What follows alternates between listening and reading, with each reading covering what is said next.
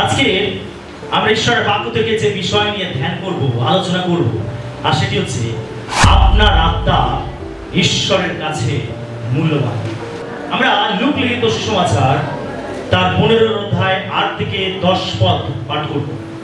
অথবা কোন স্ত্রীলোক যাহার 10টি শিখি আছে, সে যদি একটি হারাইয়া ফেলে, তবে প্রদীপ জ্বালিয়া ঘর ঝাঁটি দিয়া যে পর্যন্ত তা না পায় ভালো করিয়া খুঁজিয়া দেখে না? আর পাইলে পর সে বন্ধু বান্ধব ও প্রতিবাসীগণকে ডাকিয়া বলে, আমার সঙ্গে আনন্দ করো, কারণ আমি যে শিখিটি হারাইয়া ফেলিয়াছিলাম তাহা পাইয়াছি।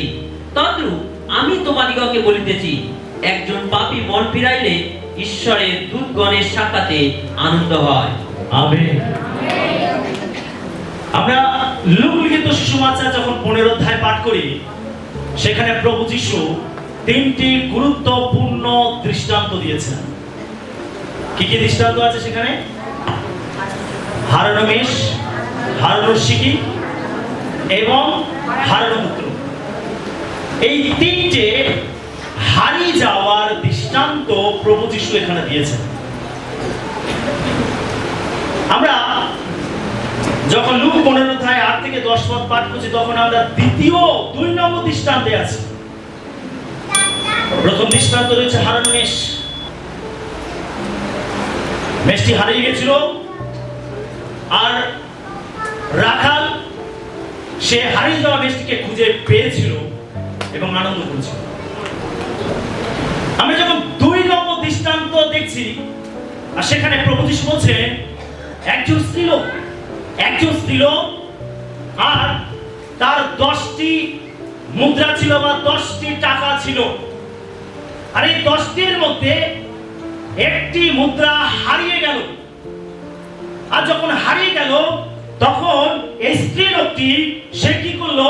প্রদীপ জ্বালিয়ে আর সে ঝাড়ু দিয়ে তন্ন তন্ন করে খুঁজে ওই একটি টাকা, একটি মুদ্রা খুঁজে বের করলো। আর যখন সে খুঁজে পেল, আর সে এত আনন্দিত হলো যে সে তার বন্ধু বান্ধব আত্মীয় স্বজনকে ডেকে নিয়ে আসলো এবং বলছে যে সে তাদের সঙ্গে আনন্দ করতে লাগলো। হালেলুয়া। মাত্র একটি টাকা খুঁজে পেয়েছিল, যেটা হারিয়ে গেছিল, আর এই একটি টাকা বা একটি মুদ্রাকে যখন সে খুঁজে পেয়েছিল, তখন সে তার আত্মীয় স্বজন বন্ধু বান্ধবকে একত্রে ডেকে আনন্দ করেছিল। হালেলুয়া। যিশু বলছেন, তদ্রূপ তোমাদিগকে বলিতেছি, একজন পাপী মন ফিরাইলে ঈশ্বরের দূতগণের সাক্ষাতে আনন্দ হয়। হালেলুয়া। অনেক সময় আমরা আমাদের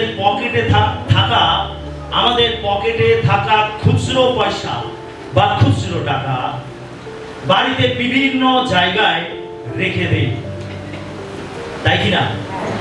মনে পড়ছে? এমন কেউ আছে কি যে আমরা এটা করিনি? আমরা প্রত্যেকে এই ঘটনার সঙ্গে একেবারে ওয়াকিবহাল জড়িত।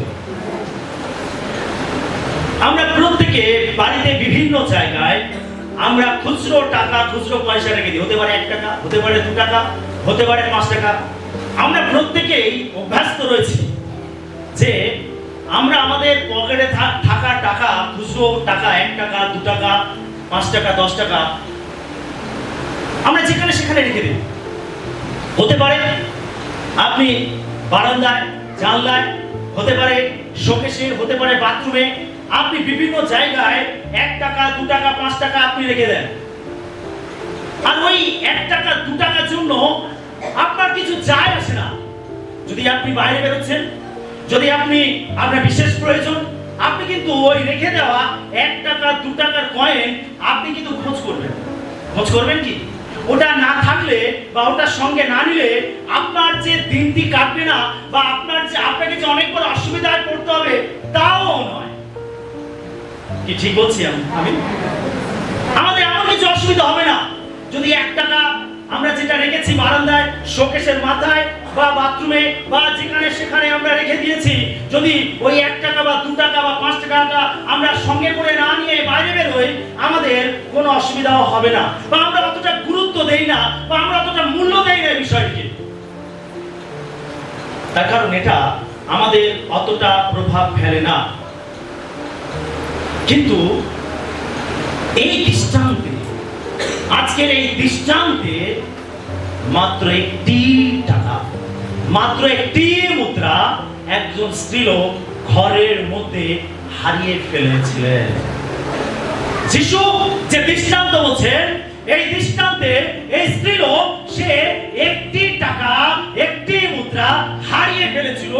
আর যখন সে হারিয়ে ফেলেছিল, তখন এই মুদ্রাটিকে, এই টাকাটিকে খুঁজে বের করার জন্য সে অক্লান্ত পরিশ্রম করেছে।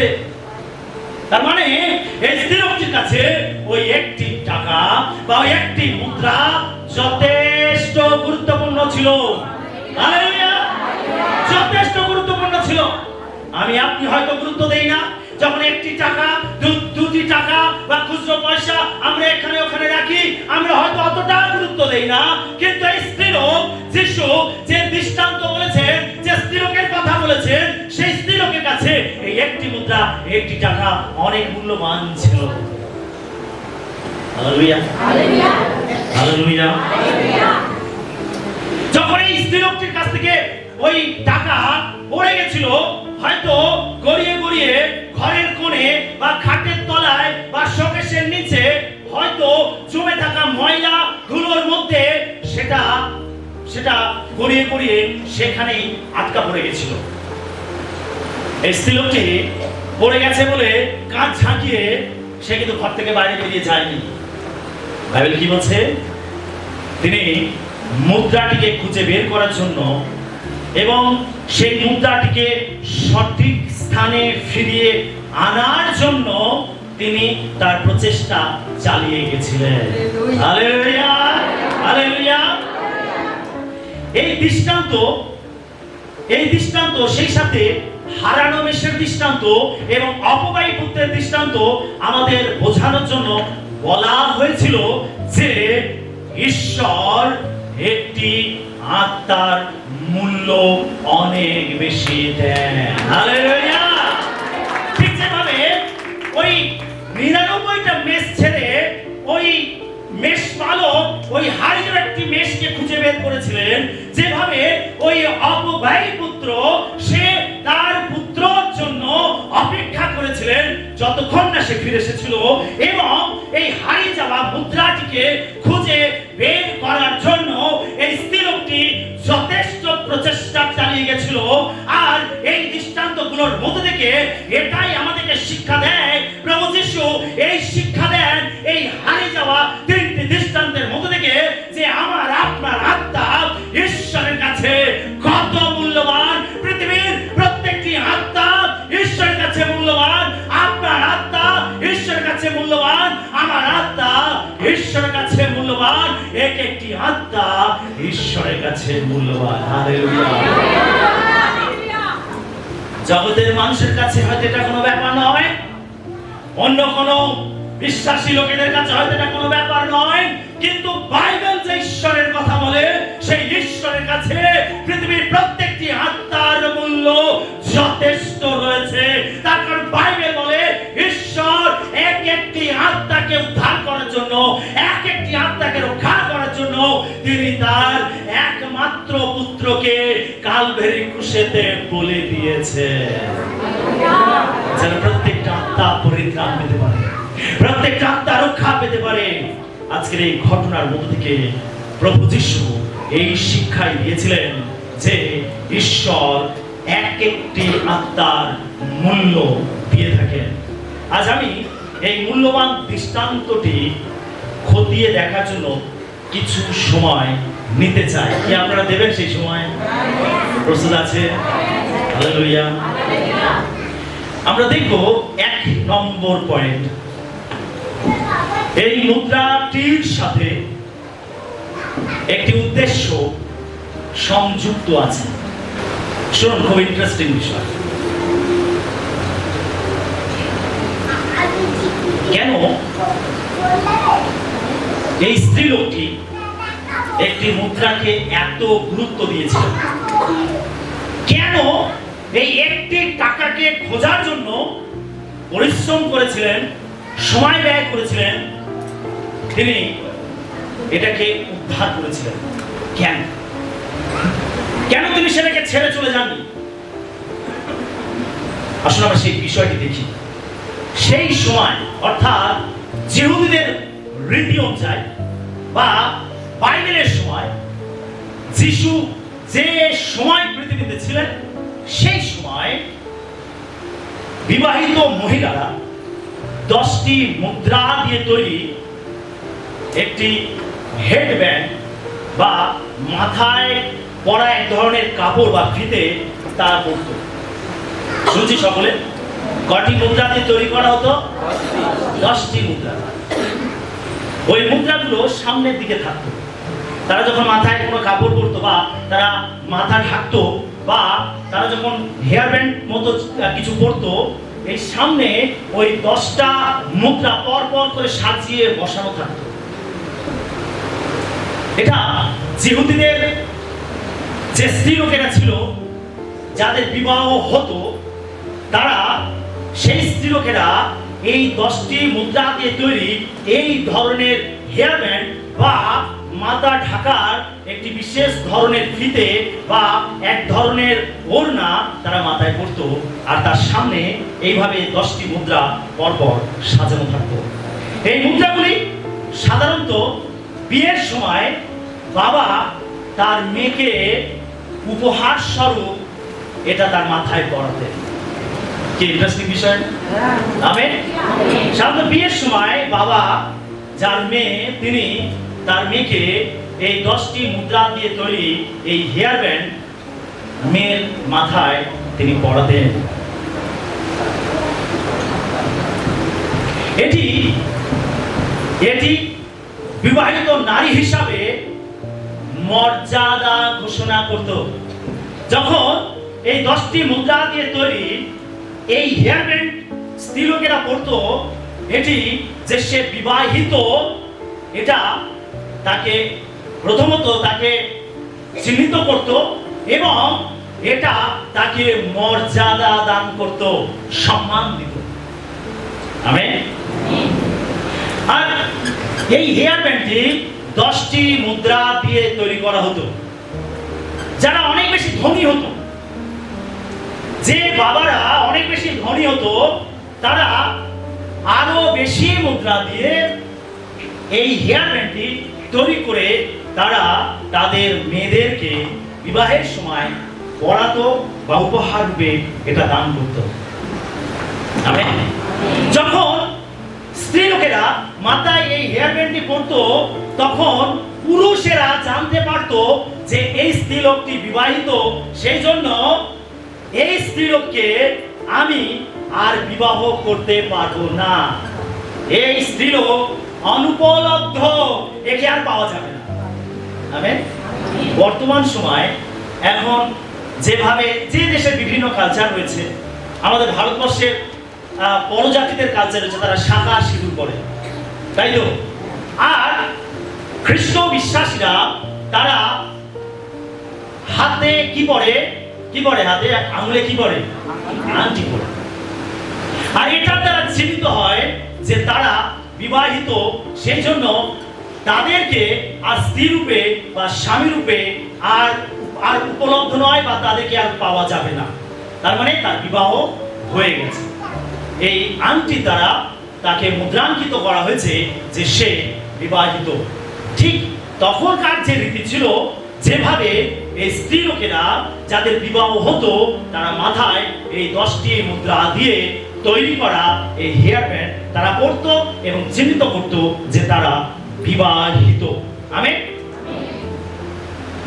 একটি মুদ্রা ছিল একদিনের মজুরির সমান।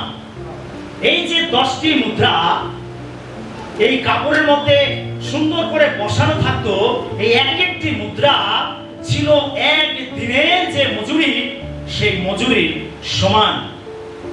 এই স্ত্রীলোকটি এবং তার স্বামী খুবই দরিদ্র ছিল। তার মানে প্রভু যিশু তিনি কি বলেছিলেন, এই এই হেয়ারব্যান্ডের মধ্যে, এই হেয়ারব্যান্ডের মধ্যে কটি মুদ্রা বসানো ছিল? 10টি। ডজন ডজন মুদ্রা এখানে বসানো ছিল না। তার মানে যদি 10টার বেশি মুদ্রা থাকতো, ডজন ডজন মুদ্রা বসানো থাকতো, তার মানে এটা চিহ্নিত করতো যে এই স্ত্রীলোকটি ধনবান ছিল, কি তাই তো? কিন্তু যখন এই 10টি মুদ্রা দিয়ে তৈরি এই হেয়ারব্যান্ডটি চিহ্নিত করছে যে এই স্ত্রীলোকটি এবং তার স্বামী দরিদ্র ছিল, তার বাবা তার মেয়েকে অনেক কষ্ট করে এই বিশেষ হেয়ারব্যান্ডটি তৈরি করে উপহার স্বরূপ দিয়েছিল। আর এই স্ত্রীলোকটি এই 10টি মুদ্রার মধ্যে থেকে একটি মুদ্রা খুলে পড়ে গেছিল। Amen, hallelujah.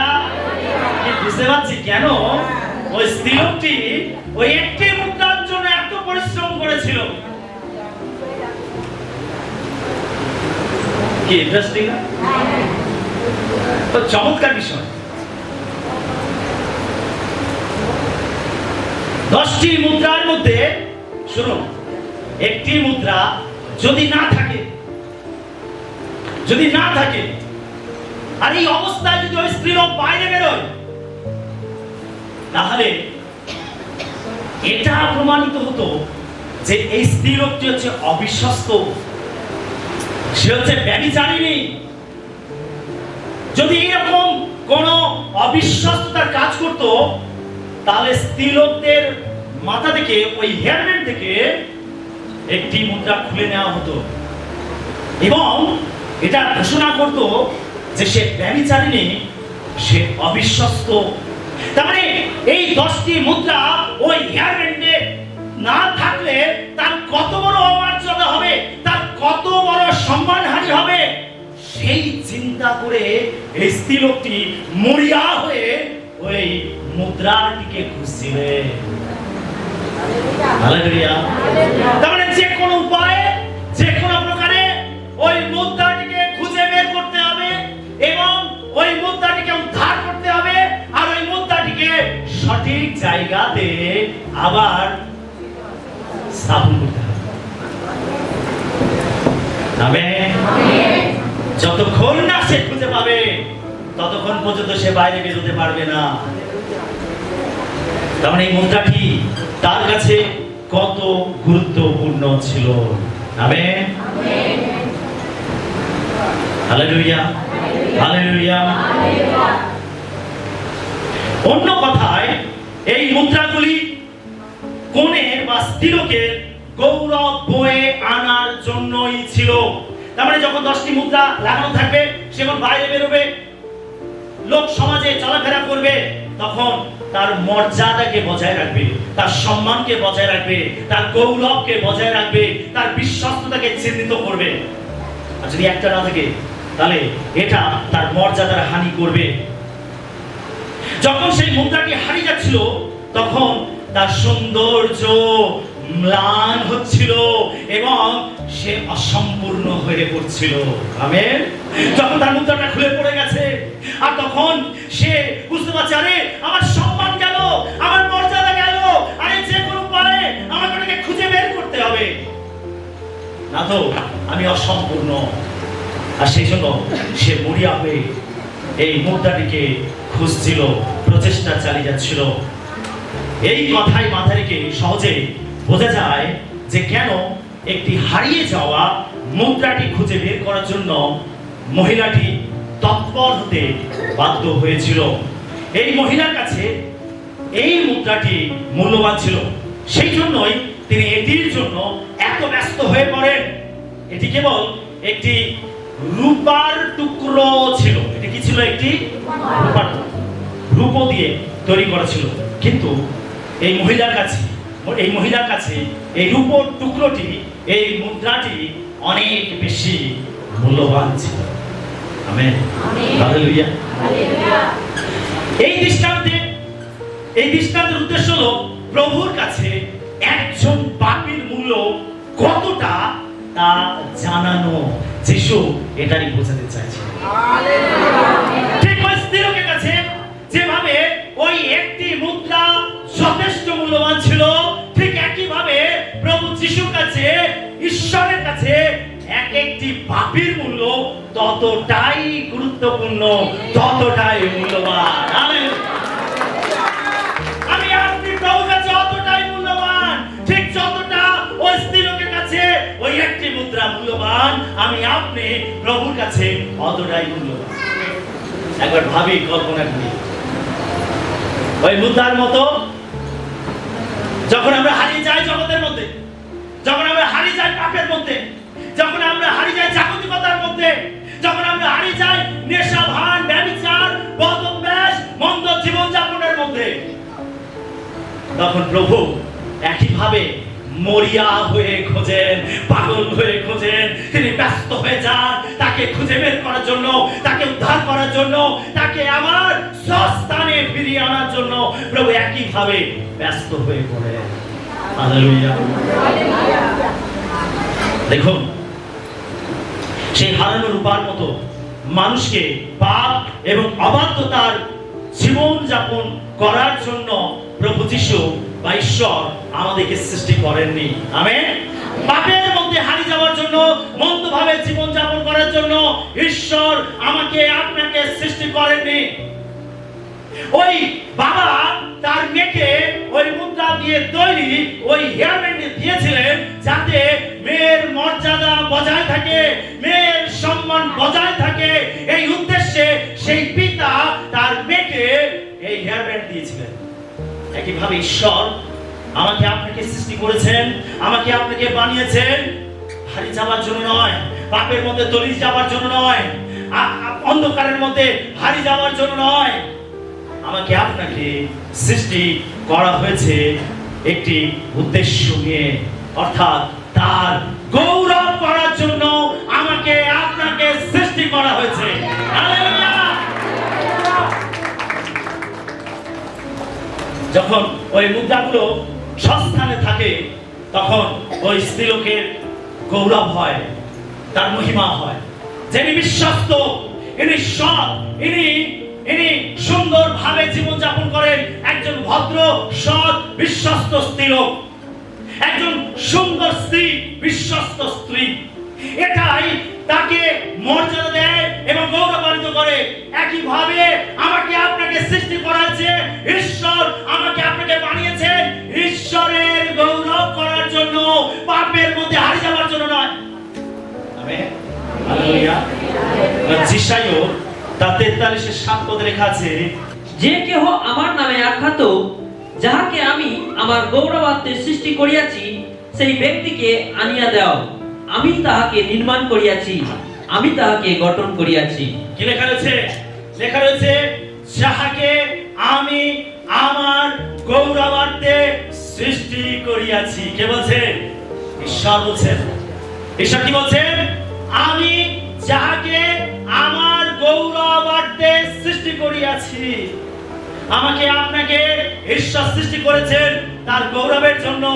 ঈশ্বর তার গৌরবের জন্য আমাকে আপনাকে সৃষ্টি করেছেন। ঈশ্বর বলছেন, সেই ব্যক্তিকে আনিয়া দাও, আমি তাহাকে নির্মাণ করিয়াছি, আমি তাহাকে গঠন করিয়াছি। হালেলুয়া। ঈশ্বর আমাকে আপনাকে বানিয়েছেন কিসের জন্য? কিসের জন্য? ঈশ্বরের গৌরব করেছে। বলছেন, তাকে আমার কাছে এনে দাও, যাকে আমি আমার গৌরবার্থে সৃষ্টি করেছি, আমি যাকে নির্মাণ করেছি, আমি যাকে গঠন করেছি। তার মানে ঈশ্বর যখন মাটির ধুলি দিয়ে তিনি মানুষকে সৃষ্টি করেছিলেন, এই সৃষ্টির পিছনে আসল উদ্দেশ্য কি ছিল? যেন এই শ্রেষ্ঠ সৃষ্টি মানুষ যেন তার সৃষ্টিকর্তার গৌরব করে। হালেলুয়া। আপনি আপনার জীবন ঈশ্বরের গৌরব করুন, আপনার জীবনে তার মহিমা করুন, আপনার জীবনে তার সেবা করুন। ঈশ্বর সেই জন্য আপনাকে সৃষ্টি করেছেন। এই জন্য সৃষ্টি করেননি যে আপনি পৃথিবীতে এসে পাপের মধ্যে হারিয়ে যান, নেশার মধ্যে হারিয়ে যান, মানসিক অভিলাষের মধ্যে ডুবে যান, বদ অভ্যাসের মধ্যে ডুবে যান। এই জন্য ঈশ্বর আমাকে আপনাকে সৃষ্টি করেননি। ঈশ্বর সৃষ্টি করেছেন যেন আমরা তার গৌরব করি। হালেলুয়া। ঈশ্বর বলছে, তাকে এনে দাও আমার কাছে, তাকে এনে দাও আমার কাছে। যাকে আমার গৌরবার্থে আমি সৃষ্টি করেছি। ও কি চমৎকার পথ! ঈশ্বরের কি উদ্দেশ্য আমাকে আপনাকে সৃষ্টি করার পিছনে? কি মহৎ উদ্দেশ্য! যেন আমরা আমাদের জীবনে তার গৌরব করি, আমরা আমাদের জীবনে তার মহিমা করি, পাপের মধ্যে হারিয়ে না যাই, স্বেচ্ছাচারী না হই, অবাধ্য না হই। এটা ঈশ্বর চান না। ঈশ্বর চান যেন আমরা আমাদের জীবন দিয়ে তার গৌরব করি, তার মহিমা করি। এটাই হচ্ছে এই পৃথিবীতে আমাকে আপনাকে পাঠানোর পিছনে ঈশ্বরের উদ্দেশ্য। আমেন। হালেলুয়া। সেই জন্য আমরা আদি পুস্তক 1:26 পদে দেখতে পাই যে ঈশ্বর তিনি তার প্রতিমূর্তিতে তার সাদৃশ্যে মানুষকে বানিয়েছেন। ঈশ্বর তার প্রতিমূর্তিতে তার সাদৃশ্যে মানুষকে বানিয়েছেন এই উদ্দেশ্য নিয়ে যেন আমরা আমাদের সৃষ্টিকর্তার গৌরব করি। তিনি মানুষকে তার সাথে সহভাগিতা করার জন্য তৈরি করেছিলেন, যাতে তিনি মানুষের সাথে এদেন উদ্যান বাগানে তিনি গমনাগমন করতে পারে, তিনি আসা যাওয়া করতে পারে, তাদের সঙ্গে মেলামেশা করতে পারে, তাদের সঙ্গে সময় কাটাতে পারে। এই উদ্দেশ্যে তিনি মানুষকে সৃষ্টি করে তিনি এদেন উদ্যানে বাগানে রেখেছিলেন। আমরা যদি আদি পুস্তক তার 3:8 পদ পড়ি, দেখুন সেখানে লেখা রয়েছে, পরে তাহারা সদাপ্রভু ঈশ্বরের রব শুনিতে পাইলেন, তিনি দিবাসনে উদ্যানে গমনাগমন করিতেছিলেন। তাহাতে আদম ও তাহার স্ত্রী সদাপ্রভু ঈশ্বরের সম্মুখ হইতে উদ্যানস্থ বৃক্ষসমূহের মধ্যে লুকাইলেন। লেখা রয়েছে, পরে তারা সদাপ্রভু ঈশ্বরের রব শুনতে পাইলেন, তিনি দিবাবসানে লেখা রয়েছে উদ্যানে গমনাগমন করিতেছিলেন। কে গমনাগমন করছিলেন? ঈশ্বর। ঈশ্বর এদেন উদ্যান বাগানে গমনাগমন করতেন দিবাবসানে। ঈশ্বর এদেন উদ্যান বাগানে আসতেন। কেন আসতেন? কারণ এদেন উদ্যান বাগানে ঈশ্বর কাকে রেখেছিলেন? মানুষকে, আদম হাওয়াকে। ঈশ্বর এদেন উদ্যান বাগানে তাদেরকে রেখেছিলেন, তাদেরকে বলেছিলেন এই বাগানে তোমরা থাকবে এবং সমস্ত গাছের ফল স্বাচ্ছন্দ্যে তোমরা গ্রহণ করবে। শুধু একটি গাছের ফল তাদেরকে খেতে নিষেধ করেছিলেন। এছাড়া স্বাচ্ছন্দ্যে তারা সেই বাগানে থাকতে পারে। আর ঈশ্বর তাদেরকে সেই বাগানে রেখেছিলেন এবং ঈশ্বর তিনি সেই বাগানে এসে গমনাগমন করতেন তাদের সঙ্গে সহযোগিতা করার জন্য। হালেলুয়া। তারপরে ঈশ্বর তিনি চেয়েছিলেন মানুষের সাথে গমনাগমন করতে। মানুষকে ঈশ্বর বানিয়েছিলেন যেন মানুষ ঈশ্বরের সঙ্গে সহভাগিতা করতে পারে। এই উদ্দেশ্যে ঈশ্বর মানুষকে বানিয়েছেন। তার মানে আমি আপনি পৃথিবীতে আছি ঈশ্বরের সঙ্গে গমনাগমন করার জন্য, ঈশ্বরের সঙ্গে সহভাগিতা করার জন্য। তারপরে আপনি যখন ঈশ্বরের কাছে আসি তখন ঈশ্বর কত খুশি হন, ঈশ্বর কত আনন্দিত হন। তিনি আমাকে আপনাকে বারবার কাছে পেতে চান, তিনি আমাকে আপনাকে তার চরণে তার সান্নিধ্যে বারবার দেখতে চান। যখন আমরা তার কাছে আসি তিনি সব থেকে বেশি খুশি হন, সব থেকে বেশি আনন্দিত হন। তাই আপনি সর্বদাই ঈশ্বরের সান্নিধ্যে আসবেন। আমেন। আপনি আপনার ব্যক্তিগত প্রার্থনা ঈশ্বরের কাছে আসবেন, ব্যক্তিগত আরাধনা ঈশ্বরের কাছে আসবেন। যখন মণ্ডলীতে উপাসনা হয় সেখানে আপনি সহযোগিতায় আসবেন, আপনারা বিশ্বাসের একত্রিত হয়ে ঈশ্বরের সান্নিধ্যে আসবেন। তার কারণ ঈশ্বর আপনার সঙ্গে বারবার এইভাবে সহভাগিতা করতে চান। আপনি বিশ্বাস করুন আজকে এই সময় ঈশ্বর আমাদের সঙ্গে সহভাগিতা করছে।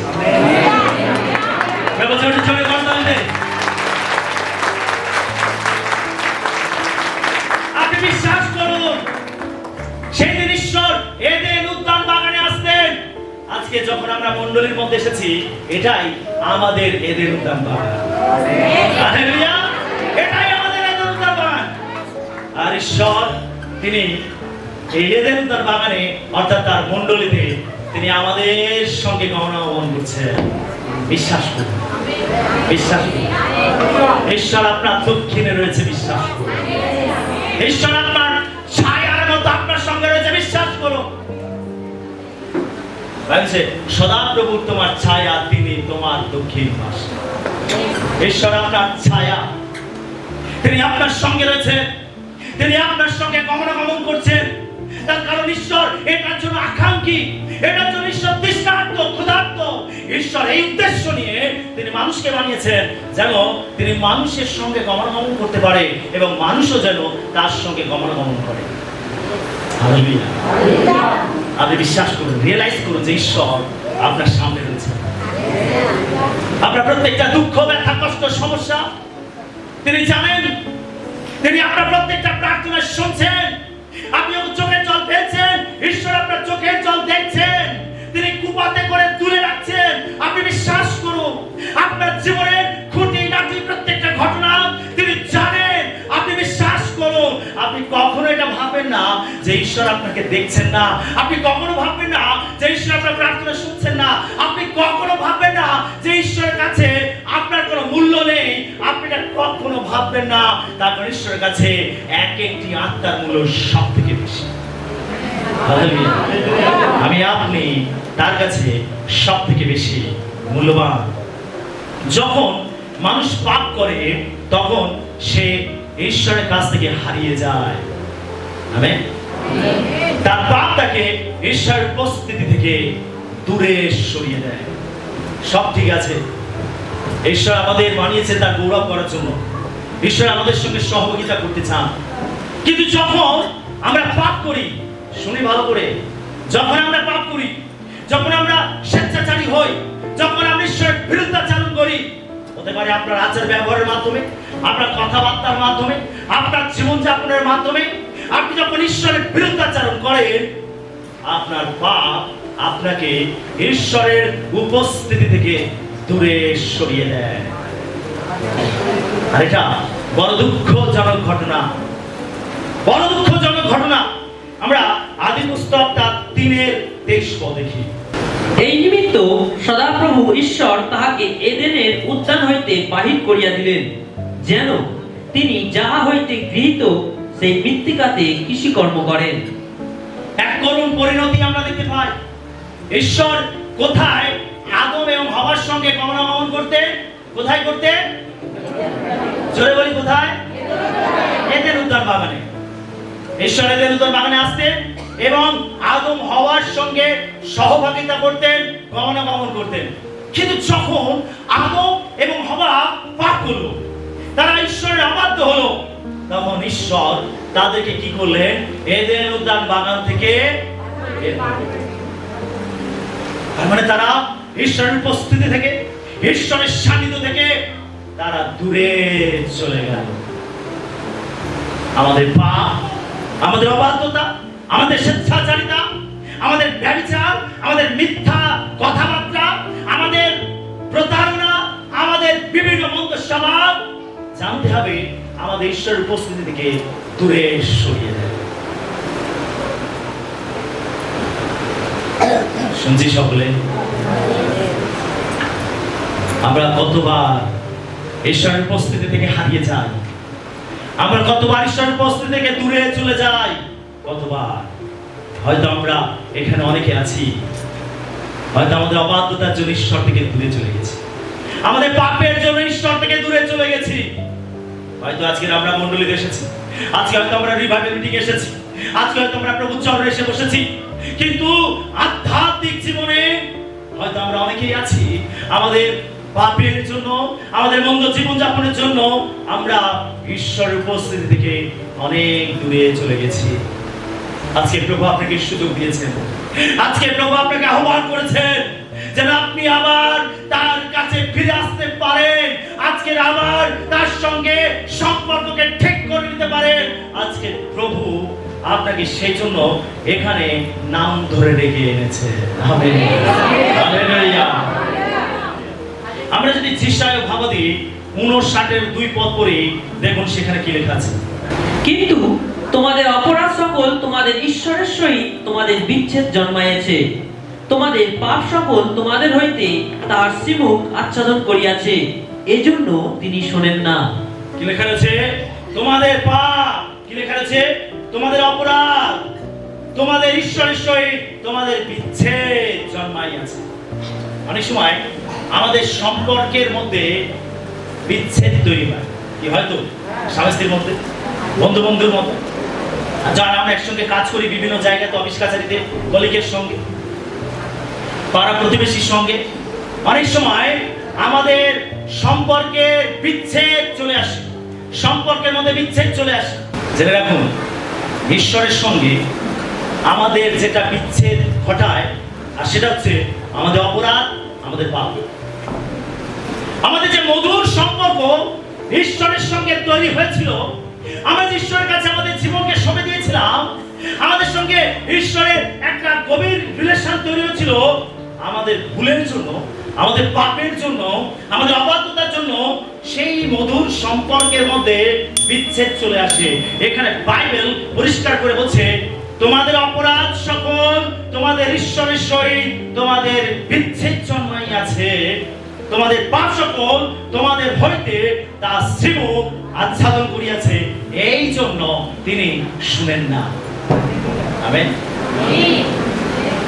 অনেক সময় আমাদের সম্পর্ক প্রভুর সঙ্গে ঠিক থাকে না, আমরা আমাদের সম্পর্ক নষ্ট করে ফেলি প্রভুর সঙ্গে, আমাদের স্বেচ্ছাচারিতা, আমাদের পাপ, আমাদের অবাধ্যতার জন্য। যখন আমাদের সম্পর্ক প্রভুর সঙ্গে ঠিক থাকে না, আর এই অবস্থায় যখন আমরা প্রার্থনা করি, তখন প্রভু সেই প্রার্থনা শুনেন না। এখানে তাই বলছি, এই জন্য তিনি শুনেন না। আপনি কেন প্রার্থনার উত্তর পান না? কেন আপনি প্রার্থনার উত্তর পান না? তার কারণ আপনার সঙ্গে প্রভুর সম্পর্ক ঠিক নেই। কোথাও বিচ্ছেদ হয়েছে, সেই সম্পর্কের মধ্যে ফাটল হয়েছে, চির লেগেছে, আপনি ঈশ্বর থেকে দূরবর্তী হয়েছেন, ঈশ্বর এবং আপনার মাঝখানে পাপের প্রাচীর তৈরি হয়েছে। আর আপনি এরকম অবস্থায় আপনি অনেক প্রার্থনা করছেন, সেই প্রার্থনার উত্তর পাচ্ছেন না। তার কারণ প্রভুর সঙ্গে আপনার সম্পর্ক ঠিক নেই। তাই বলছে সেই জন্য প্রভু শুনেন না। অনেকে আছে যারা অনেক প্রার্থনা করছেন, প্রার্থনার উত্তর পাচ্ছেন না। আপনি ভালো করে দেখুন যে আপনার সঙ্গে প্রভুর সম্পর্ক ঠিক আছে। ভালো করে দেখুন আপনার সঙ্গে প্রভুর সহভাগিতা ঠিক আছে কিনা, আপনি প্রভুর বাক্যেতে চলছেন কিনা, আপনি ভালো করে যাচাই করে দেখুন।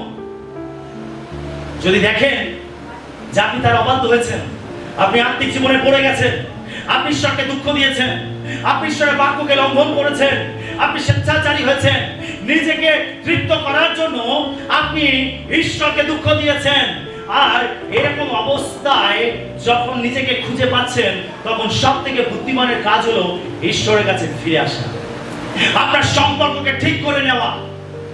যদি জাগতিক সম্পর্ক ঠিক করতে হয়, তাহলে আমাদের কি করতে হবে? একে অন্যের কাছে নতনম্র হতে হবে, কি তাই তো? ভুল স্বীকার করতে হবে, তবে আমাদের সম্পর্ক আবার ঠিক হবে। ঠিক একইভাবে যদি আপনি প্রভুর সঙ্গে সম্পর্ক ঠিক করতে চান, তাহলে অবশ্যই আপনার পাপকে স্বীকার করতে হবে এবং আপনাকে প্রভুর কাছে নিজেকে সমর্পণ করতে হবে, তবে আপনার সম্পর্ক আবার আগের মতো হয়ে যাবে। আর যখন সম্পর্ক ঠিক হয়ে যাবে, আর তারপর আপনি যখন প্রার্থনা করবেন, তখন প্রভু বলবেন, বলো তুমি কি চাও, আমি তোমার জন্য কি করতে পারি। প্রথমে প্রভুর সঙ্গে আমাদের সম্পর্ককে ঠিক করতে হবে, মানে আমাদের পাপ আমাদের ঈশ্বরের সঙ্গে আমাদের বিচ্ছেদ জন্মায়। সেজন্য প্রভুর জন্য বেঁচে থাকা জীবন একটি সুন্দর এবং শক্তিশালী জীবন। হালেলুয়া। তাই আমাদের প্রভুর সঙ্গে সম্পর্ক ঠিক রাখতে হবে, প্রভুর সঙ্গে সহযোগিতায় থাকতে হবে, প্রভুর সঙ্গে আমাদের গমনাগমন করতে হবে, আমাদের প্রভুর জন্য বাঁচতে হবে। যখন আমরা প্রভুর জন্য বাঁচি, তখন আমরা একটি সুন্দর জীবন এবং শক্তিশালী জীবন লাভ করি। কিন্তু হারিয়ে যাওয়া জীবন মূল্যহীন হয়ে যায়। যারা পাপের মধ্যে হারিয়ে যায়, যারা অন্ধকারে চলে যায়, যারা ঈশ্বরবিহীন চলে, তাদের জীবন মূল্যহীন হয়ে যায়। যখন সেই জীবনটি ঈশ্বরের শক্তিতে খুঁজে পাওয়া যায় এবং সঠিক স্থানে পুনরুদ্ধার করা হয়, তখন সেই জীবনই ঈশ্বরের পরিকল্পনা মতো হয়ে উঠতে পারে। আমেন। এই মহিলাটির ক্ষেত্রে তার জীবন সম্পূর্ণ হতে পারত না যতক্ষণ না সে তার হারানো মুদ্রাটি খুঁজে পেত, ততক্ষণ পর্যন্ত তার জীবন সম্পূর্ণ হতে পারত না। মনে পড়ছে তো স্ত্রীলোকটির কথা? মনে আছে তো?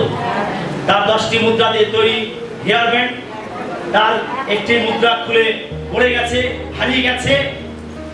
ওই হারিয়ে যাওয়া ওই মুদ্রাটি অবস্থায় যদি সে বেরিয়ে পড়তো, তাহলে তার জীবন অসম্পূর্ণ হয়ে পড়তো, তার মর্যাদা ম্লান হয়ে পড়তো। তার জীবন তখনই সম্পূর্ণ হতো যখন তার 10টি মুদ্রা লাগানো হতো। হালেলুয়া। মুদ্রাটি তার জীবনে একটি গুরুত্বপূর্ণ স্থান দখল করে। ঈশ্বর আপনাকে এবং আমাকে ছাড়াই তিনি হচ্ছেন সম্পূর্ণ। ঈশ্বর আমাকে আপনাকে ছাড়াই হচ্ছে তিনি সম্পূর্ণ। কিন্তু আমি আপনি ঈশ্বরকে ছাড়া অসম্পূর্ণ। আমেন। ঈশ্বর হলেন স্বয়ং সম্পূর্ণ। আমাকে আপনাকে ছাড়া ঈশ্বর হলেন সম্পূর্ণ, কিন্তু ঈশ্বরকে ছাড়া আমরা হলাম অসম্পূর্ণ। তার মানে যে জীবনে ঈশ্বর নেই, যে জীবনে পরিত্রাণ নেই, যে জীবনে যিশু নেই, সেই জীবন হলো অসম্পূর্ণ জীবন। আপনার জীবনে ঘাটতি থাকবে, আপনার জীবনে আপনি কিছু অভাব বোধ করবেন, আপনার জীবনে আপনি প্রকৃত শান্তি লাভ করতে পারবেন না, আপনি জীবনে প্রকৃত তৃপ্তি লাভ করতে পারবেন না। হতে পারে আপনার জাগতিক সবকিছু রয়েছে, টাকা পয়সা, ধন দৌলত, চাকরি, ব্যবসা বাণিজ্য, আপনার পরিবার সবকিছু ঠিক থাকতে পারে, কিন্তু যদি সেই জীবনে ঈশ্বর না থাকে, তাহলে কখনো পর্যন্ত আপনার জীবন অসম্পূর্ণ। হালেলুয়া। অনেকে বলে ভালো চাকরি পেলে, ভালো ব্যবসায় উন্নতি লাভ করলে, অনেকে ভাবে সে তার জীবনে সাকসেসফুল হয়েছে। আসলে সে জাগতিক ভাবে হয়তো সাকসেসফুল, কিন্তু আত্মিক অর্থে তার জীবন অসম্পূর্ণ। আমেন। তার কারণ যার জীবনে যিশু নেই, তার জীবন হলো অসম্পূর্ণ। প্রকাশিত বাক্যে প্রভু যিশু বলেন যে তুমি বলছো আমি ধন সঞ্চয় করিয়াছি, আমার কিছুরই অভাব নাই। যিশু বলেন তুমি কৃপার পাত্র, তুমি উলঙ্গ, তোমার কিছুই নাই। আমেন। তার মানে যার টাকা পয়সা, ধন সম্পদ, জাগতিক প্রভাব প্রতিপত্তি সব আছে, অথচ তার জীবনে যিশু নেই, তার মানে তার জীবনে কিছুই নেই। আমেন। যার জীবনে জাগতিক টাকা পয়সা, ধন সম্পদ নেই, কিন্তু তার জীবনে ঈশ্বর আছে, তার জীবনে যিশু আছে, তার জীবন হলো সম্পূর্ণ জীবন। হালেলুয়া। এই স্ত্রী লোকটির কাছে ওই মুদ্রাটি যদি না থাকতো, যদি খুঁজে না পেত, যদি হারিয়ে যাওয়া অবস্থায় বেরিয়ে যেত বাইরে, তাহলে তার জীবন অসম্পূর্ণ হয়ে যেত, মর্যাদা হারিয়ে যেত। আর সেই জন্য স্ত্রী লোকটি, তার কাছে এই মুদ্রাটি অনেক গুরুত্বপূর্ণ এবং মূল্যবান ছিল। আমেন। 2 নম্বর পয়েন্ট আমরা দেখব, এই মুদ্রাটির সাথে একটি পরিকল্পনা সংযুক্ত আছে। যখন এই মহিলা বুঝতে পারেন যে একটি মুদ্রা হারিয়ে গেছে, তখন তিনি এটি পুনরুদ্ধার করার জন্য দ্রুত পদক্ষেপ নেন। তার কাছে এটি একটি মূল্যবান সম্পদ, একটি মূল্যবান জিনিস। তিনি কি করলেন? একটি আলো জ্বালালেন, একটি প্রদীপ জ্বালালেন। তিনি কি করলেন? জিনিসপত্র সরালেন এবং মুদ্রাটি না পাওয়া পর্যন্ত তিনি ঘর ঝাড়ু দিতে এবং তল্লাশি করতে লাগলেন। আমরা আপনার মতো খুচরো পয়সা রেখেছি, ও অত গুরুত্ব নেই, বাইরে ফেলে দিলাম। কিন্তু এই স্ত্রী লোকটির ক্ষেত্রে এই মুদ্রাটি অনেক মূল্যবান ছিল। সেরকম অসম্পূর্ণ অবস্থায় বাইরে বেরিয়ে যেতে পারবে না। যখন মুদ্রাটি হারিয়ে গেল, তখন তাকে পদক্ষেপ নিতে হলো। কি করলো? সঙ্গে সঙ্গে বাতি জ্বাললো। তখনকার দিনে যে ঘরগুলো হতো, সেই ঘরগুলোর মেঝ থাকতো মাটির মেঝ, এবং সেই ঘরগুলোর অত বেশি জানালা থাকতো না, সেজন্য ঘরগুলো অন্ধকার থাকতো। আর তাই যখন এই মুদ্রাটি তার ওই হেয়ারব্যান্ড থেকে খুলে পড়ে গেল, কোথায় গেল এটাকে খুঁজে বের করার জন্য প্রদীপ জ্বাললো। প্রদীপ জ্বাললো যাতে ঘরে আলো হয়, এবং সে প্রদীপ জ্বেলে সেই মুদ্রাটি কোথায় পড়েছে সে কি করলো, তার ঘরে যত আসবাবপত্র ছিল আমরা তো 1 টাকা 2 টাকার জন্য হয়তো আমরা এতটা গুরুত্ব দেব না, কিন্তু যদি আপনার সোনার আংটি হারিয়ে যায়, কানের সোনার দুল হারিয়ে যায়, আপনি তখন গা ঝাঁকিয়ে বাইরে বেরিয়ে যাবেন না। আপনি কি করবেন তখন? এই স্ত্রীলোকটির মতো আপনি তখন গুরুত্ব দিতে আরম্ভ করবেন। আমরা চিন্তা করে দেখি আমাদের ঘরে কত আসবাবপত্র আছে, আর ওই আংটি বের করার জন্য বা ওই সোনার দুলটি খুঁজে বের করার জন্য যদি আলমারি সরাতে হয়, যদি খাট থেকে সরাতে হয়, তাহলে তো ঘাম ঝরবে, তাই কি না? ও আলমারিটিকে টানবে কি করে? আলমারি খালি করতে হবে, সমস্ত কাপড় চোপড় এক এক করে বের করতে হবে, যাতে আলমারিটি একটু হালকা হয় আর আমরা সহজে আলমারিটিকে সরাতে পারি। আর যদি বক্স খাট হয়, তাহলে খাটটাকে তো টেনে বের করতে পারবেন না, কারণ খাটের ভিতরে আপনার অনেক জিনিসপত্র রয়েছে, সেগুলোকে আপনাকে খালি করতে হবে। তারপরে আপনি খাট থেকে টানবেন, তারপরে আপনি ভেতর থেকে আপনি আপনার হারিয়ে যাওয়া জিনিসটিকে খুঁজে বের করবেন। তার মানে এটি যথেষ্ট পরিশ্রমের কাজ। Amen, hallelujah. এই স্ত্রীলোকটি কি করলেন? সঙ্গে সঙ্গে পদক্ষেপ নিলেন।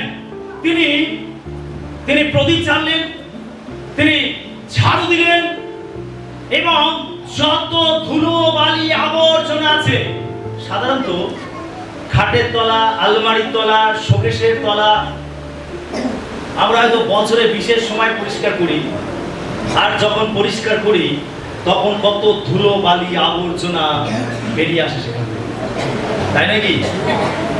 কি আমরা জানি তো এটা? এই স্ত্রীলোকটির অবস্থা তাই ছিল।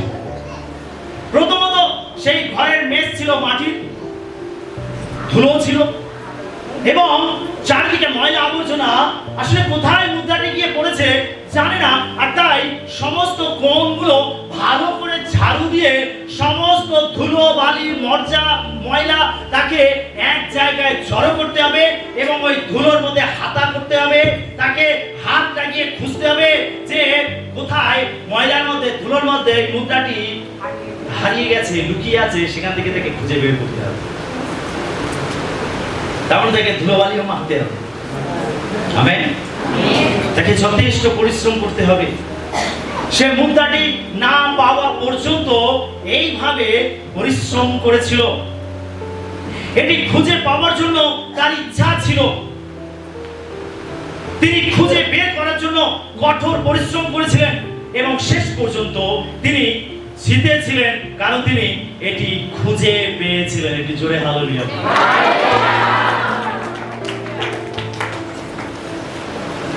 সেই মুদ্রাটি অন্ধকারে হারিয়ে গেছিল। সেই সময় ঘরগুলি কোনো জানালা থাকতো না, এবং দিনের বেলা ঘরগুলি অন্ধকারে ভরা থাকতো, এবং ঘরগুলো ম্যাক্সিমামই ছিল মাটির ঘর। মুদ্রাটি ঘরের মধ্যে হারিয়ে গেছিল। এই মুদ্রাটি এমন লোকদের চিত্র তুলে ধরে যারা প্রভুকে চেনে না। আমেন। এই মুদ্রাটি এমন লোকেদের চিত্র তুলে ধরে যারা প্রভুকে চেনে না। হারিয়ে যাওয়া মানুষ কোথায় থাকে? অন্ধকারে থাকে। হারিয়ে যাওয়া মানুষ কোথায় থাকে? জোরে বলি, হারিয়ে যাওয়া মানুষ কোথায় থাকে? অন্ধকারে থাকে। যারা নেশা ভান করে দেখবেন অন্ধকারে, যারা মন্দ কাজ করে দেখবেন অন্ধকারে। শুধু যে রাতের বেলা তা নয়, কিন্তু অন্ধকার বলতে বোঝায় পাপের মধ্যে, মন্দ জীবনের মধ্যে তারা থাকে, বদ অভ্যাসের মধ্যে থাকে। এই মুদ্রাটি হলো এই হারিয়ে যাওয়া লোকেদের প্রতীক চিহ্ন। এই মুদ্রাটি কোথায় গিয়ে পড়েছিল? ধুলোবালি ময়লার মধ্যে, অন্ধকারের মধ্যে হারিয়েছিল। অর্থাৎ প্রত্যেকটা হারিয়ে যাওয়া পাপিতাপী মানুষ হলো এই মুদ্রাটির মতো, যারা অন্ধকারের মধ্যে হারিয়ে গেছে। তারা বুদ্ধি বৃত্তিক ভাবে মেধাবী হতে পারে, কিন্তু আধ্যাত্মিক ভাবে তারা অন্ধ। তারা সকলেই আধ্যাত্মিক অন্ধতার কালো অন্ধকারে তারা হারিয়ে গেছে। তারা তাদের অবস্থান জানে না, এবং তারা জানে না তাদের কি প্রয়োজন। যতক্ষণ না প্রভু তাদেরকে খুঁজে বের করেন ততক্ষণ পর্যন্ত তারা এটা বুঝতে পারে না। আমরা এই বিশ্ব তার 2:1 পদে দেখি, সেখানে লেখা রয়েছে, আর যখন তোমরা আপন আপন অপরাধে ও পাপে মৃত ছিলে তখন তিনি তোমাদিগকেও জীবিত করিলেন। তার মানে আমরা যারা পাপের মধ্যে হারিয়ে গেছি, তারা আমরা আধ্যাত্মিক জীবনে আমরা মৃত ব্যক্তির মতো, আমরা আধ্যাত্মিক ভাবে মৃত। যারা পাপের মধ্যে রয়েছে তারা তাদের আত্মিক জীবনে মৃত। আজ বহু মানুষ বাহ্যিক ভাবে দেখে মনে হয় আরে সচ্ছল, জীবিত, সতেজ, সবকিছু ঠিক আছে, কিন্তু আসলে তারা আধ্যাত্মিক ভাবে তারা মৃত, তারা মৃত। যোহন তার 6:44 পদে লেখা রয়েছে, পিতা যিনি আমাকে পাঠাইয়াছেন তিনি আকর্ষণ না করিলে কেহ আমার কাছে আসতে পারে না, আর আমি তাহাকে শেষ দিনে উঠাইব। যারা অন্ধকারের মধ্যে হারিয়ে গেছে, প্রভুর সাহায্য ছাড়া তারা কখনো রক্ষা পেতে পারে না। যেরকম প্রভু এখানে বলছেন, আমার পিতা তোমাদেরকে আকর্ষণ না করলে তোমরা কেউ আমার কাছে আসতে পারো না। তার মানে প্রভুর সাহায্য ছাড়া আমরা কেউ রক্ষা পেতে পারি না, আমরা কেউ পরিত্রাণ পেতে পারি না। প্রভুর অনুগ্রহ ছাড়া, প্রভুর দয়া ছাড়া, প্রভু আকর্ষণ না করলে আমরা কেউ রক্ষা পেতে পারি না। আমেন। হারিয়ে যাওয়া মানুষেরা কোথা থাকে? নোংরায় থাকে। হারিয়ে যাওয়া মানুষ কোথা থাকে? অন্ধকারের মধ্যে থাকে। হারিয়ে যাওয়া মানুষ কোথা থাকে? নোংরার মধ্যে থাকে, ধুলোর মধ্যে থাকে। ওই মুদ্রাটি কোথায় ছিল? ধুলোর মধ্যে, নোংরার মধ্যে। যখন একটি মুদ্রা স্ট্যাম্প করা হতো, তখন তাতে শাসকের ছবি আঁকা থাকতো। কি মনে পড়ছে তো, যিশুকে যখন প্রশ্ন করা হয়েছিল যে আমাদের কর দেওয়া উচিত কি উচিত নয়, যিশু কি বলেছিলেন? আমাকে একটি মুদ্রা দেখাও। তিনি মুদ্রা নিয়ে কি বলেছিলেন? এই মুদ্রায় কার ছবি আছে? কৈশোরের। যিনি শাসক, যিনি সম্রাট, তার মূর্তি ওই মুদ্রার মধ্যে অঙ্কিত থাকতো, স্ট্যাম্প মারা থাকতো। আমরা আমাদের কয়েনের মধ্যে দেখতে পাই যে বিভিন্ন স্ট্যাম্প মারা থাকে, বিভিন্ন মূর্তি, বিভিন্ন ডিজাইন করা থাকে। তো তখনকার দিনে যে মুদ্রা লোকেরা ব্যবহার করত, সেই মুদ্রার মধ্যে যিনি রাজ্যের শাসক তার স্ট্যাম্প মারা থাকতো। তার মানে এই যে 10টি মুদ্রা ছিল, এই মুদ্রাগুলোর মধ্যে ওই সরকারের ছবি স্ট্যাম্প মারা ছিল। হালেলুয়া, শুনছি সকলে মন দিয়ে? হালেলুয়া।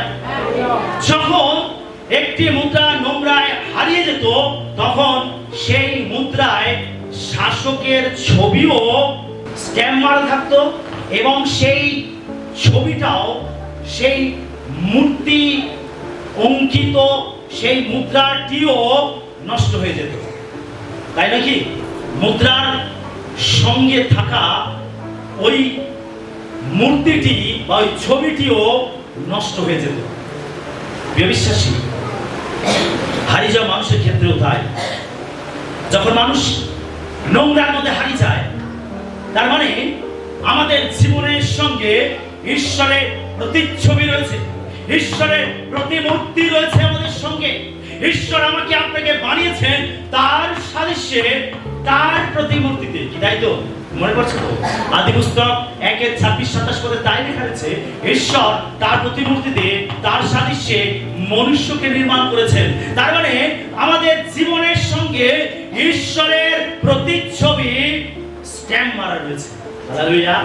ঈশ্বরের নাম জড়িত রয়েছে, ঈশ্বরের সম্মান জড়িত রয়েছে, ঈশ্বরের গৌরব জড়িত রয়েছে, আমার আপনার সঙ্গে ঈশ্বরের প্রতিমূর্তি জড়িত রয়েছে। যদি আমরা নোংরার মধ্যে হারিয়ে যাই, তার মানে আমাদের সঙ্গে সঙ্গে ঈশ্বরের প্রতিমূর্তিও, ঈশ্বরের মহিমাও নষ্ট হয়ে যায়। আমেন। কি বুঝতে পারছি? আমরা আধ্যাত্মিক অর্থ বুঝতে পারছি। একটি মুদ্রার সঙ্গে আমাদের জীবন কিভাবে জড়িত আমরা কি উপলব্ধি করতে পারছি? কেন প্রভু যীশু এই মুদ্রার দৃষ্টান্ত দিয়েছিলেন? কেন এই মুদ্রা খুঁজে পাওয়াটা কতটা গুরুত্বপূর্ণ ছিল ওই স্ত্রীলোকের কাছে? আজকে আমাদের প্রত্যেকের এটাকে উপলব্ধি করতে হবে। যেভাবে একটি শাসকের প্রতিচ্ছবি, একটি মূর্তি স্ট্যাম্প মারা থাকতো ওই মুদ্রার মধ্যে, মুদ্রাটা হারিয়ে যাওয়া মানে সেই মূর্তিটা, সেই প্রতিচ্ছবিটাও নষ্ট হয়ে যেত। একইভাবে যখন মানুষ নোংরার মধ্যে হারিয়ে যায়, বদ অভ্যাসের মধ্যে চলে যায়, তাকে যে উদ্দেশ্যে তৈরি করা হয়েছে সেই উদ্দেশ্যটাও নষ্ট হয়ে যায়, অর্থাৎ ঈশ্বরের মহিমা, ঈশ্বরের গৌরব নষ্ট হয়ে যায়। সেজন্য মানুষের এমন একজনের প্রয়োজন যে তার জীবনের ময়লাতে হাত দেবে, তাকে তুলে পরিষ্কার করবে, এমন একজন ব্যক্তির প্রয়োজন আছে। আর সেই ব্যক্তি হলেন প্রভু যীশু খ্রিস্ট। Hallelujah, hallelujah. ওই স্ত্রী লোকটি, তিনি ঝাড়ু দিয়েছিলেন, ময়লা আবর্জনাকে এক জায়গায় জড়ো করেছিলেন এবং হাত লাগিয়ে ওই ময়লার মধ্যে থেকে, ওই নোংরার মধ্যে থেকে, ওই ধুলো আবর্জনার মধ্যে থেকে ওই মুদ্রাটিকে খুঁজে বের করেছিলেন, পরিষ্কার করেছিলেন এবং সস্তানে লাগিয়েছিলেন। হালেলুয়া।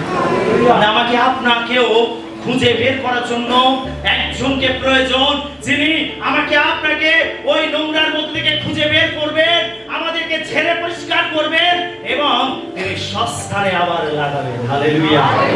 তিনি আর কেউ নয় যিনি আপনাকে খুঁজে বের করতে পারেন, আর কেউ নয় যিনি আপনার ওই ময়লার মধ্যে থেকে আপনাকে তুলে ঝেড়ে পরিষ্কার করতে পারেন। এমন এই পৃথিবীতে আর কেউ নেই, একজনই রয়েছেন, তিনি জগতের পরিত্রাতা, তিনি ঈশ্বর তথা ঈশ্বর, প্রভু যীশু খ্রিস্ট। হালেলুয়া। তিনি ছাড়া এই কাজ আর কেউ করতে পারে না, কেউ করতে পারে না। সেজন্য তিনি এই ধুলির ধরায় নেমে আসলেন। তিনি আমার আপনার মতো মানুষ হলেন, ঈশ্বর মানুষ হলেন। তিনি পৃথিবীতে নেমে আসলেন, তিনি মানুষকে, মানুষের বোঝাকে নিজের উপর তুলে নিলেন। তিনি হলেন প্রভু যীশু খ্রিস্ট। হালেলুয়া। জানতে হবে, হারানো মানুষ অব্যবহৃত। তার মানে যে হারিয়ে যায় তাকে ব্যবহার করা যায় না, যে হারিয়ে যায় তাকে ব্যবহার করা যায়। কে প্রভুর জন্য ব্যবহৃত হবে? যে উদ্ধার পাবে, যে পরিত্রাণ পাবে, যাকে খুঁজে বের করা হবে, সেই তার জীবনে প্রভুর গৌরব করতে পারবে। যে হারিয়ে যাবে সে কখনো প্রভুর গৌরব করতে পারবে না, বরং সে তার জীবন দ্বারা প্রভুর অগৌরব করবে। সেজন্য হারিয়ে যাওয়া মানুষ হলো অব্যবহৃত। যেমন একটি হারানো মুদ্রা অব্যবহারযোগ্য, তেমনি একটি হারানো জীবনও অব্যবহারযোগ্য। প্রভু তার মহিমার জন্য এটি ব্যবহার করার আগে এটিকে পরিষ্কার এবং পুনরুদ্ধার করে থাকেন। আমেন। আজকে যদি আপনি প্রভুর জন্য কোনো সেবা কাজ করছেন, আজকে যদি আপনি কোথাও সাক্ষ্য দিচ্ছেন, আজকে যদি আপনি কারোর জন্য প্রার্থনা করছেন, আজকে যদি আপনি প্রভুর জন্য জীবনযাপন করছেন, এটা এইগুলো করার আগে প্রভু কি করেছেন? আপনাকে খুঁজে বের করেছেন। প্রভু কি করেছেন? আপনাকে পরিষ্কার করেছেন, তার রক্ত দিয়ে আপনাকে ধৌত করেছেন, তিনি আপনাকে উদ্ধার করেছেন, আর তারপরে আপনি প্রভুর জন্য ব্যবহৃত হতে পারছেন। তিনি আমাদেরকে প্রথমে খুঁজে বের করেন, তিনি আমাদেরকে পরিষ্কার করেন, আর তারপরে তিনি আমাদেরকে ব্যবহার করেন, আমরা তারপরেই তার জন্য ব্যবহৃত হতে পারি। হালেলুয়া। আজকে যদি আপনি হারিয়ে যান, আর যদি পাপের মধ্যে ডুবে থাকেন, প্রভু আপনাকে ব্যবহার করতে পারবেন না। যদি আপনি চান যে আমি প্রভুর জন্য ব্যবহৃত হব, যদি আপনি চান আমি প্রভুর সেবা করব, যদি আপনি চান আমি অন্যের জন্য প্রার্থনা করব, যদি আপনি চান আমি হারিয়ে যাওয়া আত্মাদের কাছে সুসমাচার দেব, তাহলে আগে আপনাকে প্রভুর কাছে আসতে হবে, আগে আপনার জীবনকে পরিষ্কার করতে হবে, তবেই প্রভু আপনাকে ব্যবহার করতে পারবে। যারা হারিয়ে যায় তারা অব্যবহারযোগ্য, তাদেরকে ব্যবহার করা যায় না। সেজন্য আজকে আমাদের প্রত্যেকে দেখতে হবে যে আমি হারিয়ে গেছি কিনা। যখন এই মুদ্রাটি হারিয়ে যায় তখন এই মহিলাটি এটি খুঁজে বের করার কাজেতে লেগে পড়েন। সে তার হারিয়ে যাওয়া মুদ্রাটি খুঁজে পেতে যা যা করা দরকার তা করার জন্য মন স্থির করে। সে আলো জ্বালায়, আসবাবপত্র সরায়, মেঝে ঝাড়ু দেয় এবং তার হারিয়ে যাওয়া মুদ্রাটি সর্বত্র খোঁজে এবং সে এটি না পাওয়া পর্যন্ত থামে না। এটি হলো ঈশ্বরের প্রতিচ্ছবি। এই স্ত্রীলোকটি হলো ঈশ্বরের প্রতিচ্ছবি। মুদ্রাটি হলো আমার আপনার মতো হারিয়ে যাওয়া পাপী তাপী মানুষের প্রতিচ্ছবি এবং এই স্ত্রীলোকটি হলো ঈশ্বরের প্রতিচ্ছবি। হালেলুয়া। আমরা হারিয়ে গেছিলাম, ঈশ্বর থেমে থাকেননি, ঈশ্বর খুঁজেছিলেন। যেদিন এডেন বাগানে আদম হাওয়া ঈশ্বরের অবাধ্য হয়েছিল এবং ঈশ্বর থেকে হারিয়ে গেছিল, সেই দিন থেকে ঈশ্বর চেষ্টা চালিয়ে গেছিলেন, ঈশ্বর পরিকল্পনা করেছিলেন, ঈশ্বর তাদেরকে আবার উদ্ধার করার জন্য তিনি যুগ যুগ ধরে পরিকল্পনা করেছিলেন। তিনি থেমে থাকেননি। আমেন। তিনি থেমে থাকেননি। তিনি মানুষকে খুঁজে বের করার জন্য তিনি পরিকল্পনা করেছিলেন, তিনি প্রচেষ্টা করেছিলেন যাতে মানুষকে আবার উদ্ধার করা যায়, যাতে মানুষকে আবার খুঁজে বের করা যায়। ঈশ্বর প্রচেষ্টা করেছিলেন। এই স্ত্রীলোকটি যেভাবে প্রচেষ্টা চালিয়েছিল। আমেন। আমরা রোমিও তার 5:8 দেখি, সেখানে লেখা আছে, কিন্তু ঈশ্বর আমাদের প্রতি তার নিজের প্রেম প্রদর্শন করিতেছেন, কারণ আমরা যখন পাপী ছিলাম তখনও খ্রিস্ট আমাদের নিমিত্ত প্রাণ দিলেন। হালেলুয়া। ঈশ্বর থেমে থাকেননি। আমি আপনি যখন পাপের মধ্যে থাকি, আমি আপনি যখন অন্ধকারে হারিয়ে যাই, আমি আপনি যখন নরকের মধ্যে হারিয়ে যাই, তখন ঈশ্বর থেমে থাকেননি। তিনি আমাকে আপনাকে খুঁজে বের করার জন্য প্রচেষ্টা করেছেন। তিনি কি করেছেন? তিনি তার একমাত্র পুত্রকে ক্রুশেতে বলি দিয়েছেন। হালেলুয়া। এখানে লেখা রয়েছে যে ঈশ্বর তার নিজের প্রেম প্রদর্শন করিতেছেন। লেখা রয়েছে করিতেছে, কারণ আমরা যখন পাপী ছিলাম তখন খ্রিস্ট আমাদের নিমিত্ত প্রাণ দিলেন। খ্রিস্ট কখন প্রাণ দিলেন? যখন আমি আপনি পাপী ছিলাম, যখন আমি আপনি পাপের মধ্যে ছিলাম। ঈশ্বর আমাকে আপনাকে খুঁজে বের করার জন্য তিনি তার একমাত্র পুত্রকে পাঠালেন, তাকে ক্রুশেতে বলে দিলেন। যিশু আমাকে আপনাকে উদ্ধার করার জন্য, রক্ষা করার জন্য তিনি নিজের প্রাণ দিলেন। হালেলুয়া। জিরোমীয় 31:3 লেখা আছে, সদাপ্রভু দূর হইতে আমাকে দর্শন দিয়া বলিলেন, আমি তো চিরপ্রেমে তোমাকে প্রেম করিয়া আসতেছি, এই জন্য আমি তোমার প্রতি চিরস্থায়ী দয়া করিলাম। কি অপূর্ব কথা এখানে লেখা রয়েছে। ঈশ্বর তিনি বলছেন, আমি তোমাকে চিরপ্রেমে প্রেম করিয়াছি। কে বলছেন? কি বলছেন ঈশ্বর? আমি তোমাকে চিরপ্রেমে প্রেম করিয়াছি। জোরে বলি হালেলুয়া। হালেলুয়া। ঈশ্বর কেমন প্রেমে প্রেম করেছেন? চিরপ্রেমে। তিনি বলছেন, আমি তোমাকে চিরপ্রেমে প্রেম করিয়াছি। এটা এমনই প্রেম যে প্রেম কখনো কমে যাবে না, যে প্রেমে কখনো ভাটা পড়বে না। কিন্তু ঈশ্বর এখানে কি বলছেন? আমি তোমাকে চিরপ্রেমে প্রেম করিয়াছি। হালেলুয়া।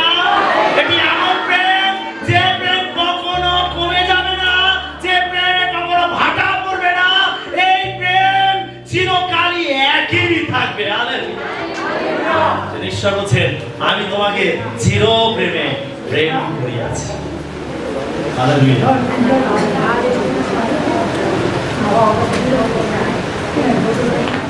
জন রিটাকে ভালোবেসেছে। জন রিটাকে ভালোবেসেছে আর তাদের সম্বন্ধ ঠিক হয়েছে, আশীর্বাদ হয়েছে, আংটি পরিয়ে তাদের আশীর্বাদ হয়েছে। কিন্তু জনকে কাজের সূত্রে বিদেশে চলে যেতে হবে। সেজন্য জন বাধ্য হয়ে আশীর্বাদ ছেড়ে তড়িঘড়ি বিদেশে কাজে চলে গেল। এদিকে রিটা বাড়িতে রয়েছে। আর কয়েক বছর জন বাড়ি ফিরতে পারেনি তার কাজের জন্য। আর এর মধ্যে রিটা সে অন্য পুরুষে আসক্ত হয়ে গেছে।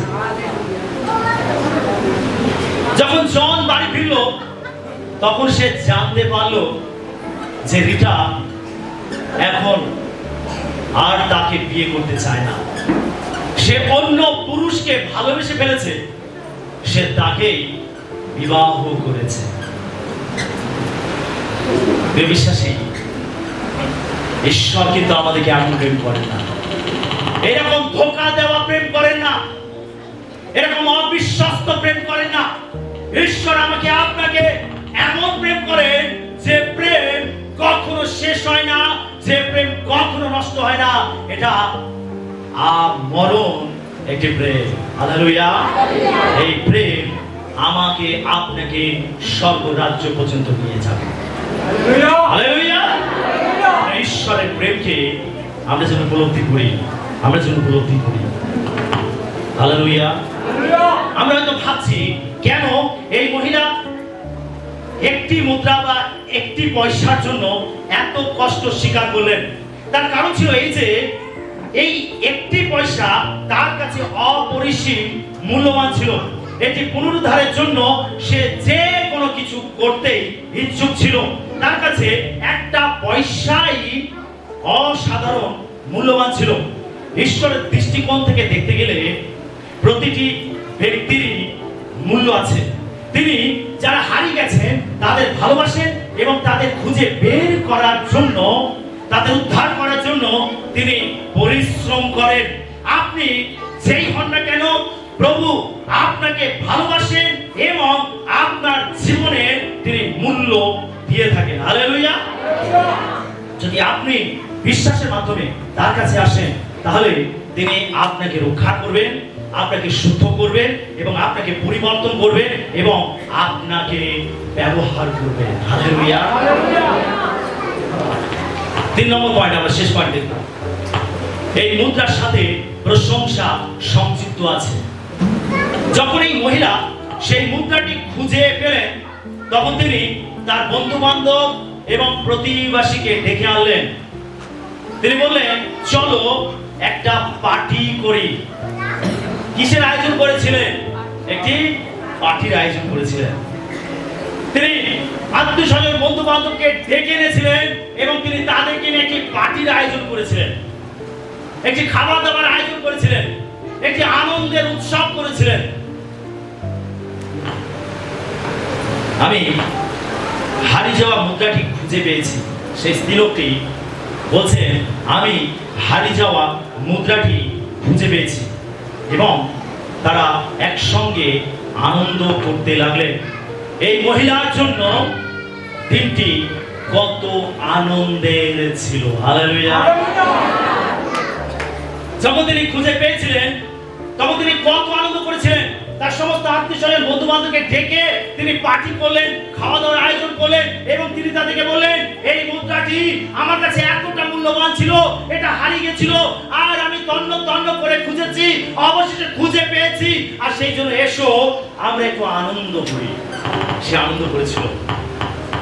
লোক 15:10 পদে লেখা রয়েছে, তদ্রূপ আমি তোমাদিগকে বলিতেছি, একজন পাপী মন ফিরাইলে ঈশ্বরের দূতগণের সাক্ষাতে আনন্দ হয়।